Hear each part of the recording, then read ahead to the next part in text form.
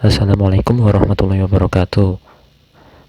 Ya, di sini saya akan menyampaikan sosialisasi tentang modus penipuan online. Nah, perkenalkan terlebih dahulu, saya Huda Mustaqim dari program studi ilmu komputer. Baik. Nah, berbicara tentang modus penipuan online, dilatar belakangi oleh dengan banyaknya kasus penipuan yang masih sering terjadi, baik via telepon, SMS, maupun via media sosial, dan juga transaksi jual beli online.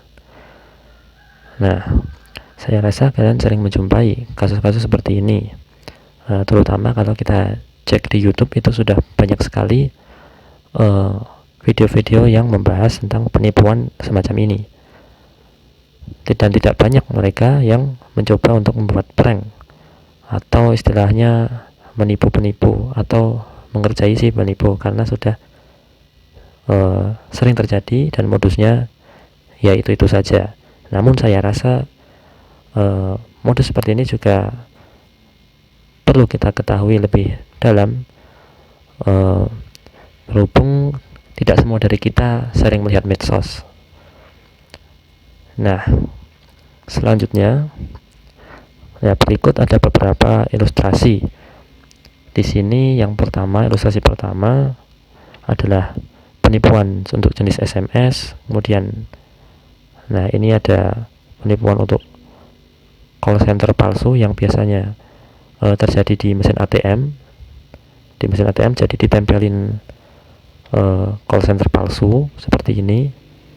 Ini adalah nomor palsu yang nantinya korban akan menghubungi nomor ini, kemudian diarahkan ke sesuatu yang ujung-ujungnya kita harus memberikan PIN ATM kita atau semacamnya. Nah, kemudian ada juga yang versi WhatsApp.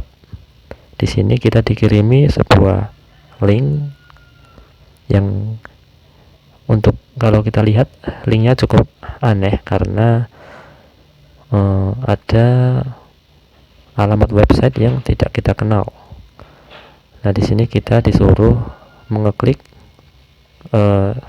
link ini, padahal nantinya kita akan memberikan akun kita kepada mereka melalui yang namanya phishing.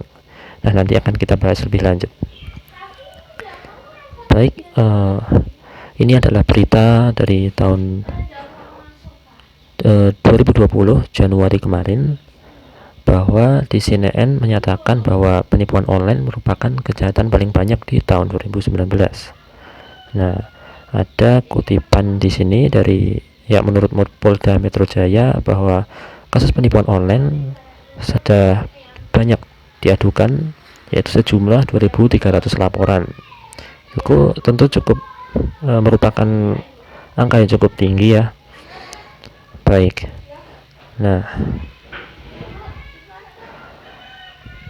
oke, sekarang kita akan bahas mengenai jenis-jenis penipuan yang sering terjadi. Yang pertama ada penipuan SMS, kemudian telepon, media sosial, dan yang terakhir adalah transaksi online. Nah, SMS ini saya rasa sudah sering kali kita temui ya, bahkan di HP saya sendiri sering kali masuk nomor-nomor tidak dikenal yang menawarkan berbagai jasa-jasa seperti pinjaman uang, kemudian tawaran bantuan kredit ya, dan sebagainya. Nah, nanti kita bahas satu persatu. Oke, sekarang kita akan lihat dulu untuk penipuan via SMS. Nah, di modus penipuan melalui via SMS ini sudah terjadi dan sudah populer sejak awal kali masyarakat kita di Indonesia ini menggunakan handphone. Ini adalah contoh pesan-pesan jadul yang dulu sering terjadi, yaitu modus mama minta pulsa. Nah, jadi di sini korban ditipu oleh penipu dengan si penipu ini mengaku sebagai mamanya yang minta dikirimi pulsa. Entah apapun itu latar belakangnya, ada yang bilang dia sedang ada masalah dengan polisi dan jangan minta ditelepon dan sebagainya. Intinya mereka meminta uang atau transferan pulsa. Nah, dan saya rasa ini sudah jarang terjadi ya kalau sekarang. Nah, ini Kalau secara umum, modus yang sering terjadi pada modus penipuan via SMS ini antara lain adalah mengaku sebagai kerabat yang minta tolong. Ya, salah satunya mama minta pulsa tadi. Kemudian ada transaksi palsu, kemudian ada undian berhadiah, dan juga ada penawaran pinjaman online. Nah, yang paling umum terjadi sekarang ini adalah undian berhadiah dan penawaran pinjaman online. Untuk undian berhadiah sendiri, misalkan kita mendapat pesan, selamat Anda mendapatkan hadiah 100 juta dari PT ini.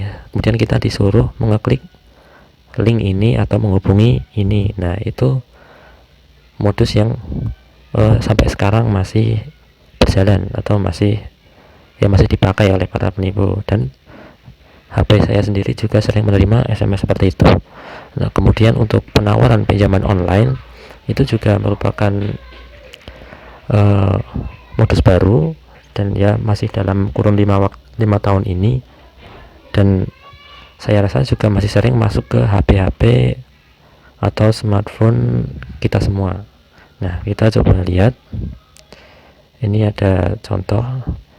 Nah, ini yang gambar kedua ini, yang sebelah kanan atas. Nah, merupakan penipuan yang dimana mereka menyatakan bahwa kita mendapatkan hadiah dari BRI Point. Nah, di sini kita disuruh mengeklik link berkah poin bri.blogspot.com.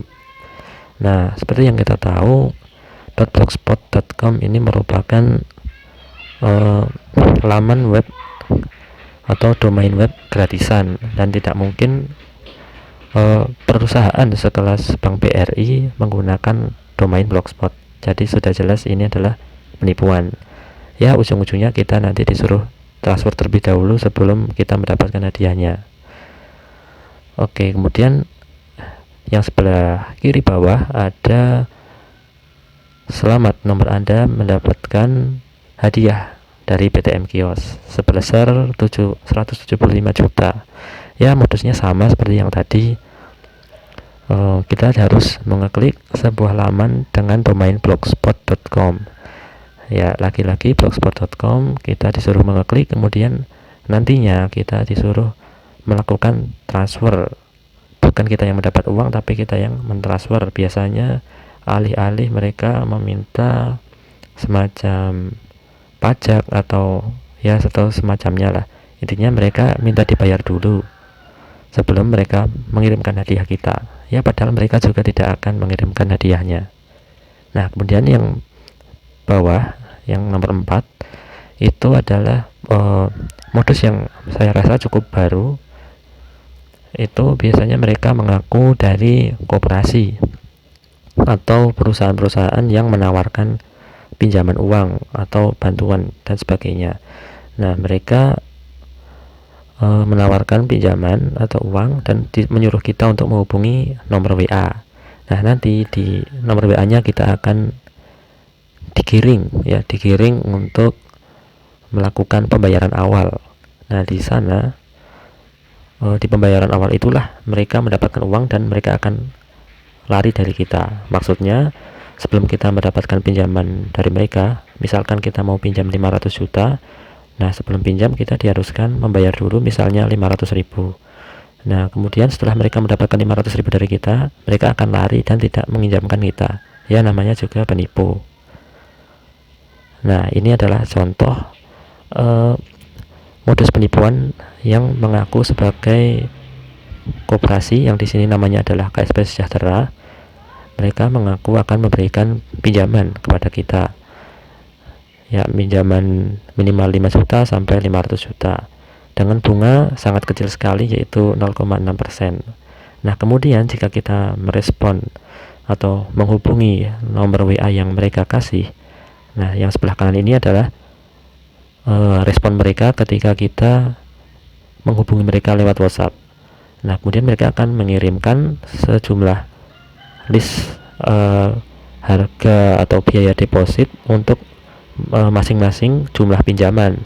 Misalkan kita mau meminjam dengan jumlah 5-10 juta, maka kita diharuskan membayar di awal yaitu 650.000. dan seterusnya. Untuk 15 sampai 25 juta kita diharuskan membayar di awal 850.000 dan seterusnya. Semuanya kita intinya disuruh membayar di awal. Dan lagi-lagi ketika kita membayar di awal dan mereka mendapatkan uang kita, mereka akan lari, dan disitulah mereka mendapatkan uang kita.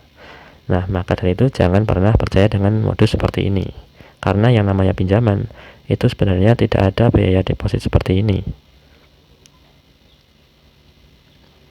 Nah, ini adalah identitas dari KSP Sejahtera yang mereka kirimkan lewat SMS. Ya, mereka mengaku mereka memiliki nomor badan hukum, kemudian memiliki tanggal badan hukum, kemudian menyatakan status aktif, mempunyai alamat juga, dan lain-lain.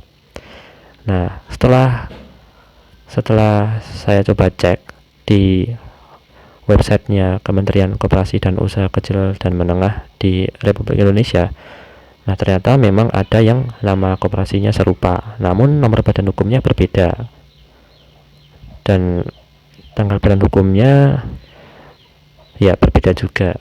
Ya, jadi memang koperasi yang tadi masuk lewat SMS tadi memang abal-abal dan hanya meniru nama koperasi yang sesungguhnya memang ada.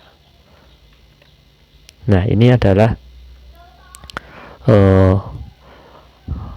Google apa ya istilahnya, ya biasanya kan untuk tempat-tempat tertentu, misalnya kantor perusahaan, di Google Maps atau peta online di Google itu kan memiliki rating. Nah, jadi ini adalah ulasan-ulasan atau komentar-komentar dari pelanggan koperasi KSP Sejahtera tadi, dan ini adalah milik koperasi Sejahtera yang sungguhan tadi. Nah, bisa kita lihat di sini mereka mendapat rating yang cukup rendah, dan kalau kita baca masing-masing, mereka rata-rata mengeluhkan bahwa mereka adalah sebagai korban penipuan. Nah, saya rasa mereka ini adalah orang-orang yang tertipu oleh SMS seperti tadi yang mengaku sebagai dari KSP Sejahtera atau KSP lainnya, dan mereka malah mengeluhkannya ke KSP Sejahtera yang sebenarnya, yang bahkan saya rasa mereka tidak melakukan penipuan sama sekali. Jadi ada oknum yang mengaku sebagai koperasi ini dan itu, kemudian korbannya adalah mereka ini yang kemudian mengadukan ke kantor koperasi yang sebenarnya mereka tidak tahu apa-apa. Dan yang menariknya di sini, pihak dari KSP Sejahtera sendiri, yang tentu saja KSP yang asli, mereka merespon salah satu komentar dari para pengadu, ya, para korban-korban penipuan ini. Perlu kita garis bawahi bahwa harap berhati-hati apabila Anda mendapat tawaran pinjaman online dengan meminta dana deposit terlebih dahulu. Nah, artinya yang namanya pinjaman online itu tidak menggunakan dana deposit terlebih dahulu, karena di sini jelas dikatakan bahwa kita harus berhati-hati apabila mendapat tawaran pinjaman online dengan meminta dana deposit terlebih dahulu. Nah, saya rasa cukup dari sini cukup jelas bahwa bahkan dari pihak KSP Sejahtera sendiri menyatakan bahwa jangan percaya dengan pinjaman online yang seperti itu. Oke, sekarang kita akan lihat modus penipuan via telepon. Nah, modus penipuan via telepon ini yang sering terjadi yaitu mengaku sebagai kerabat atau teman lama, kemudian mengaku dari pihak kepolisian ataupun mengaku dari pihak bank atau provider. Ya, yang pernah saya alami sendiri yaitu mengaku sebagai kerabat atau teman lama. Jadi biasanya modusnya mereka akan menelpon kita, kemudian menyuruh kita untuk menebak siapa nama mereka. Kemudian jika kita menyebutkan nama apapun itu, mereka akan mengiyakan kalau mereka adalah si A misalnya. Nah, yang ujung-ujungnya nanti mereka akan meminta uang kepada kita dengan cara berpura-pura perlu dana secepatnya. Misalnya mereka sedang kepepet atau bagaimana, intinya mereka pasti akan minta uang. Nah, itu modusnya seperti itu. Kemudian yang mengaku dari pihak kepolisian, biasanya sih mereka menelpon kita, kemudian mengaku bahwa ada kerabat atau kenalan kita yang terkena masalah, entah itu kecelakaan atau terlibat dalam kecelakaan, ya misalnya dia menabrak orang ya dan sebagainya, dan kemudian meminta kita untuk mentransfer uang damai. Nah, seperti itu biasanya. Kemudian untuk dari pihak bank atau provider, ya mereka mengaku bahwa kita mendapatkan hadiah, ya sama seperti yang di penipuan SMS tadi. Kita mendapatkan hadiah sekian atau mendapatkan motor dan sebagainya. Nah, ini sebenarnya saya ada video lucu mengerjai penipu saat lockdown sampai sakit hati. Ini cukup lucu, nanti kita tonton bersama-sama. Ya, nanti kita tonton di belakang presentasi ini saja. Nah, tapi saya bisa ceritakan dulu kronologinya. Jadi si YouTuber ini, ya saya sebut sebagai YouTuber, ya orangnya ini ditelepon oleh penipu di mana dia mengaku sebagai polisi. Kemudian ya ini kronologinya seperti yang saya ceritakan tadi. Jadi seorang penipu mengaku sebagai polisi, kemudian mengaku bahwa ada kerabatnya yang terlibat insiden kecelakaan. Nah, kemudian si penipu ini atau si polisi ini menawarkan damai dan meminta sejumlah uang sehingga kerabat tersebut dibebaskan. Nah, kira-kira seperti itu kronologinya. Nah, kemudian ada modus penipuan via media sosial. Nah, modus yang sering terjadi pada modus penipuan via media sosial antara lain diberikan penawaran via chat pribadi, kemudian ada postingan jual beli dengan harga yang tidak wajar, dan yang terakhir mengaku menemukan barang yang hilang. Nah, di antara ketiga ini yang pernah saya lihat secara langsung diantaranya adalah yang nomor poin 2 dan poin 3. Nah, yang poin 2 ini yaitu postingan jual beli dengan harga tidak wajar, saya sering melihatnya di grup-grup jual beli di Facebook. Nah, itu biasanya mereka akan menawarkan harga-harga, misalkan mereka menjual HP, mereka akan menampilkan atau memposting list harga atau daftar harga HP dengan harga yang sangat murah. Biasanya yang paling bawah ada tulisan keterangan barang black market dari Batam. Nah, itu biasanya mereka mengaku seperti itu. Misalkan ada HP iPhone dengan yang seharusnya harganya 10 juta, maka di situ hanya tertulis 1 juta atau bahkan 500.000. Nah, tentu saja hal tersebut sangat besar kemungkinan bahwa itu adalah penipuan. Dan yang perlu kita ketahui lagi bahwa apabila kita mengkontak orang itu yang memposting harga tidak wajar itu, mereka tidak akan bersedia untuk ketemuan beli COD atau menggunakan pihak ketiga, misalnya rekening bersama. Nah, itu mereka tidak mau. Jadi mereka minta kita bayar di awal, kemudian mereka mengaku akan mengirim mempaketkan HP-nya ke kita lewat kurir atau semacamnya. Nah, yang tentu saja mereka hanya mengincar uang kita di awal itu.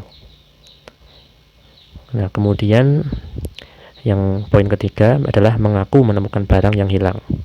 Nah, yang poin ketiga ini cukup rawan apabila kita memposting barang kita yang hilang. Misalkan kita kehilangan dompet. Nah, apabila kita memposting ciri-ciri dompet kita, mengumumkan dompet kita di sebuah forum grup umum, misalnya kita memposting dompet kita yang hilang di grup Facebook Purworejo misalnya. Nah, kemudian apabila ada oknum yang melihat itu, mereka bisa mengaku-ngaku, mereka mengaku bahwa mereka menemukan barang kita. Kemudian yang saya pernah alami dulu, ya sebenarnya teman saya yang pernah mengalami. Nah, dompet itu dibawa oleh orang yang menemukan itu, dan dia mengaku kalau dia sekarang ada di lokasi yang jauh. Waktu itu dia mengaku sedang di Jawa Timur.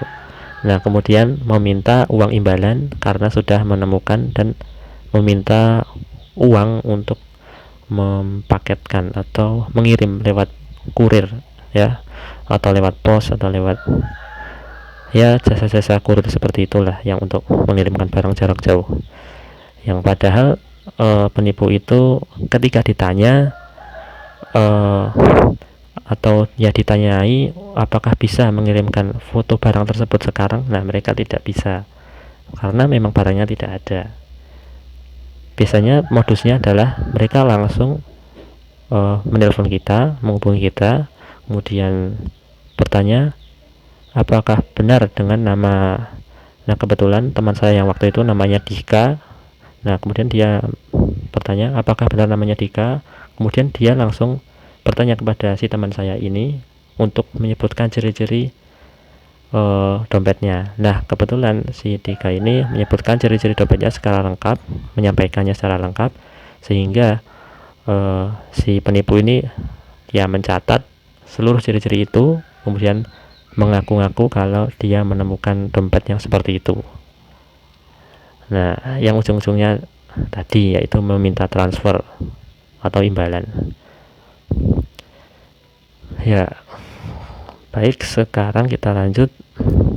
Nah, ini adalah contoh untuk yang poin pertama tadi. Coba saya mundur lagi, yaitu diberi penawaran via chat pribadi. Nah, ini adalah salah satu contoh chat pribadi penawaran, tapi sedikit cukup lucu ya. Penawaran di sini bukan masalah jasa, barang atau apa, tapi soal jodoh. Nah, jadi seorang mbak-mbak di sini ya, atau istilahnya begitu, dia di private chat oleh seseorang yang mengaku sebagai Ferdi Ardian. Nah, di sini fotonya saya sensor karena kemungkinan ini bukan fotonya si penipu, alias dia hanya ambil fotonya orang. Nah, di sini modusnya adalah dia ngechat, kemudian meminta kita untuk berkomunikasi melalui WA agar mereka bisa saling istilahnya berkomunikasi dengan lebih cepat ya, lebih fleksibel, lebih fast respon seperti itu. Dan kemudian di dalam WA itu mereka akan merayu-rayu kita dan sebagainya. Intinya mereka akan terus berusaha akrab dengan kita ya. Di sini saya akan memposisikan sebagai korbannya ya. Dia akan terus so akrab seperti itu istilahnya, sehingga membuat si mbak-mbaknya ini ya, si korbannya ini sedikit baper istilahnya ya, sedikit baper atau sedikit ya termakan kata-katanya. Nah, yang intinya dan si orang yang bernama Ferdi Ardian ini dia mengaku tinggal di tengah laut karena dia sedang bekerja di semacam pengeboran minyak di tengah laut. Nah, sehingga dan disinilah celah dia untuk, atau peluang dia untuk meraup keuntungan dari si korban, yaitu dia meminta dana atau ya sejumlah uang yang intinya bisa kita baca dari yang sebelah kanan ini, yang paling kanan ya. Dia meminta dana 21 juta untuk membeli heli ya, atau kendaraan agar dia bisa sampai ke daratan. Kemudian setelah sampai ke darat dia akan bertemu dengan si korban ini dan menikah. Nah, seperti itu intinya. Dan dia sudah berjanji sebelumnya bahwa nanti setelah menikah uangnya akan dikembalikan, dan juga bilang kalau sudah menikah nanti uangnya akan barengan seperti itu. Ya, memang banyak yang aneh ya di modus-modus penipuan ini. Nah, kemudian ini salah satu contoh di Facebook, yaitu postingan tentang hilangnya dompet ya, dompet. Nah, jadi ini adalah contoh postingan kehilangan dompet di Facebook, di mana si orang yang kehilangan dompet ini meminta bantuan kepada para anggota grup di Facebook ini untuk mengabarkan dia jika kita menemukan dompetnya. Nah, dan di sini yang akan saya bicarakan adalah bahwa cara memposting yang seperti ini adalah cara yang salah dan kurang tepat.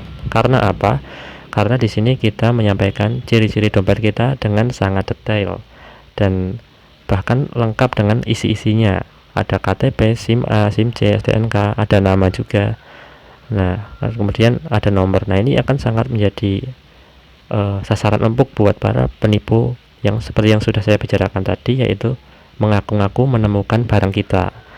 Dan itu bisa menjadi senjata para penipu untuk meyakinkan kita bahwa barangnya ada di penipu ini. Dan untuk kita sebaiknya tidak melakukan hal seperti ini. Jadi cukup sampaikan saja hal yang pokok, misalnya dompet, kemudian nama kita. Untuk isinya tidak perlu. Nah, yang terakhir adalah tentang modus penipuan pada transaksi jual beli online. Modus yang sering terjadi pada modus penipuan via jual beli online, atau ya ini salah ketik ya, harusnya jual beli online bukan medsos. Yang pertama adalah pemberian harga yang tidak wajar. Kemudian yang kedua, transaksi di luar sistem atau tidak menggunakan rekber. Dan yang ketiga adalah phishing yang berakibatkan pencurian akun atau data. Nah, untuk yang poin pertama, pemberian harga yang tidak wajar, tentu saja sudah menjadi hal yang lumrah untuk kita bisa merasakan bahwa ini adalah modus penipuan. Karena dengan harga yang tidak wajar itu pasti ada maksud tertentu dari si penjual. Jadi sudah patut kita curigai. Kemudian yang kedua, transaksi di luar sistem. Nah, transaksi di luar sistem yang saya maksud adalah misalkan kita membeli sebuah barang di Tokopedia, ya misalkan saya sebutkan salah satu contoh aplikasi jual beli online ya, Tokopedia. Nah, kemudian jika penjual tidak berkenan untuk melakukan pembayaran melalui Tokopedia itu dan meminta untuk ditransfer langsung, nah itu sudah jelas merupakan penipuan. Nah, biasanya kalau yang saya temui baik di Tokopedia, di Bukalapak maupun di Shopee, itu mereka akan mengarahkan kita ke chat WA. Nah, di chat WA itu ujung-ujungnya kita disuruh mentransfer ke rekening mereka secara langsung. Nah, ketika kita mentransfer uang ke rekening mereka, ya sudah, mereka akan lari dan barang belum dikirimkan. Kemudian yang ketiga adalah phishing yang berakibat pencurian akun data. Nah, phishing ini merupakan penipuan yang sedikit lebih canggih dari yang sebelum-sebelumnya. Jadi kita sebagai calon korban ya, dikirimi sebuah link yang nanti isinya adalah formulir, seolah-olah formulir itu adalah berasal dari misalkan saya sedang berada di Bukalapak, kemudian ada penipu yang mengechat saya, mengirimkan link ini. Kemudian di dalam link ini ada sebuah formulir yang seolah-olah dari Bukalapak, kemudian disuruh mengisi data. Biasanya data itu, di dalam formulir itu kita disuruh mengisi data-data penting seperti username, email, password, nomor telepon. Nah, seperti itu. Padahal itu adalah formulir buatan si penipu, sehingga datanya akan masuk ke penipu dan dia akan menggunakan akun kita atau data itu untuk masuk ke akun kita dan melakukan segala hal yang dapat merugikan kita, misalnya menyedot saldo kita atau yang lainnya. Nah, ini adalah contoh contoh-contoh orang-orang yang patut kita curigai. Nah, misalkan yang sebelah kiri ini kita coba chat, "Kak, ini serius 377.000 cash." Nah, kemudian mereka menjawab, "Supaya transaksinya lebih cepat dilayani oleh karyawan kami, maka silakan hubungi via WhatsApp bla bla bla atau PIN BBM bla bla bla, karena kami jarang online." Nah, modus yang seperti ini sudah sangat jelas dan sudah sering terjadi. mereka ujung-ujungnya akan meminta transfer lewat bank secara langsung tanpa melalui sistem jual beli online yang dipakai. Nah, kemudian yang sebelah kanan kita bisa baca ya mirip dengan yang sebelah kiri, namun di sini sudah sangat jelas mereka menyatakan, maaf, sistem pembayaran kami melalui via bank atau ATM. Bank pembarang langsung cash 100 atau DP bla bla bla.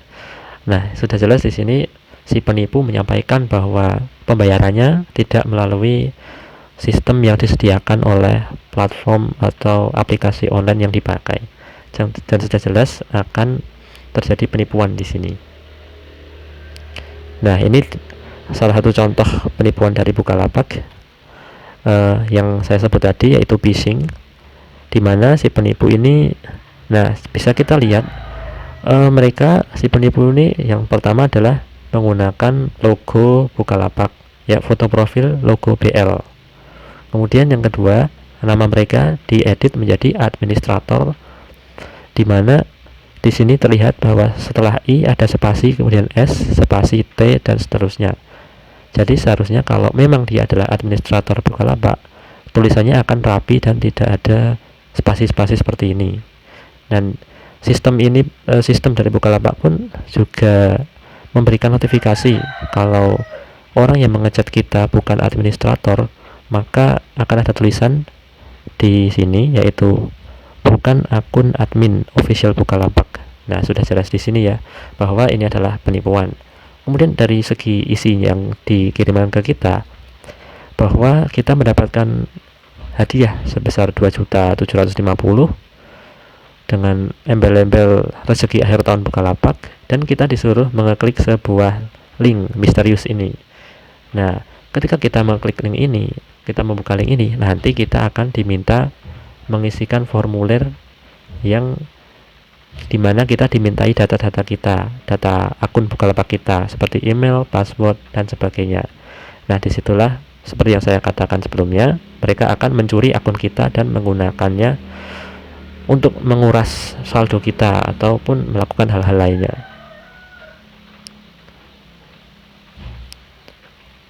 Nah, kemudian ini ada modus yang bisa dilakukan oleh penipu pembeli.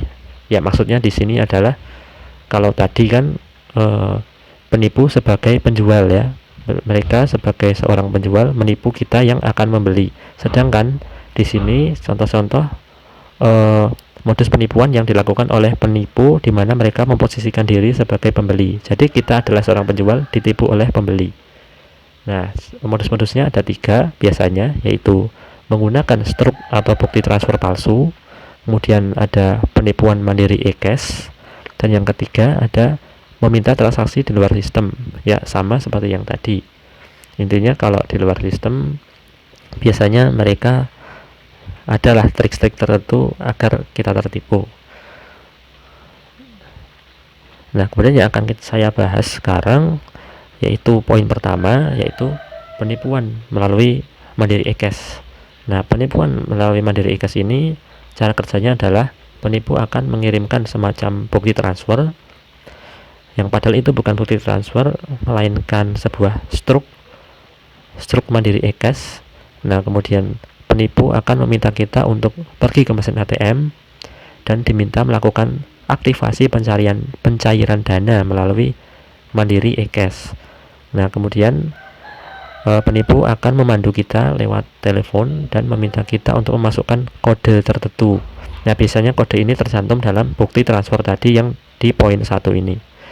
Nah, setelah memasukkan kode tertentu, kemudian sejumlah uang dari kita akan tertransfer ke mereka. Nah, seolah-olah kita akan melakukan penarikan, padahal kita sedang melakukan transfer, dikarenakan kita belum familiar dengan sebuah layanan dari Bank Mandiri yang namanya e-cash. Nah, padahal layanan e-cash ini adalah untuk melakukan pengisian pulsa. Ya, jadi ketika kita dipandu oleh mereka, sebenarnya kita sedang mengisikan pulsa ke mereka. Jadi jika sewaktu-waktu kita mendapatkan pelanggan yang meminta transaksi melalui Mandiri e-cash, jangan diterima, karena mereka lah yang sebenarnya meminta bayaran berupa pulsa dari kita, yaitu melalui Mandiri eCash ini di ATM.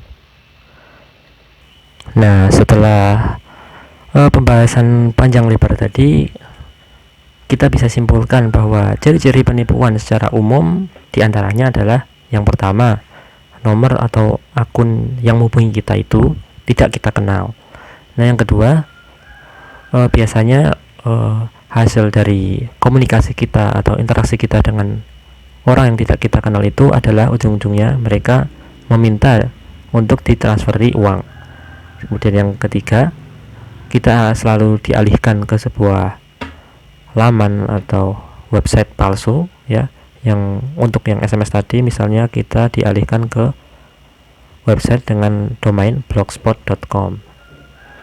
Nah, kemudian yang terakhir adalah biasanya untuk yang kasus-kasus jual beli online, entah itu mereka menipu sebagai penjual atau pembeli, biasanya mereka tidak mau diajak rekber atau pembayaran melalui sistem pembayaran yang disediakan oleh platform jual beli itu sendiri, entah itu Bukalapak, Shopee ataupun Tokopedia. Nah, sekarang ada fun quiz ya. Jadi sekarang saya akan tanya ke kalian, pernahkah kalian meladeni modus penipuan? Apakah kalian tertipu atau hanya bercanda, ngeprank, ngerjain? Nah, kalian bisa coba tuliskan di kolom komentar. Saya ingin tahu pengalaman-pengalaman kalian semua.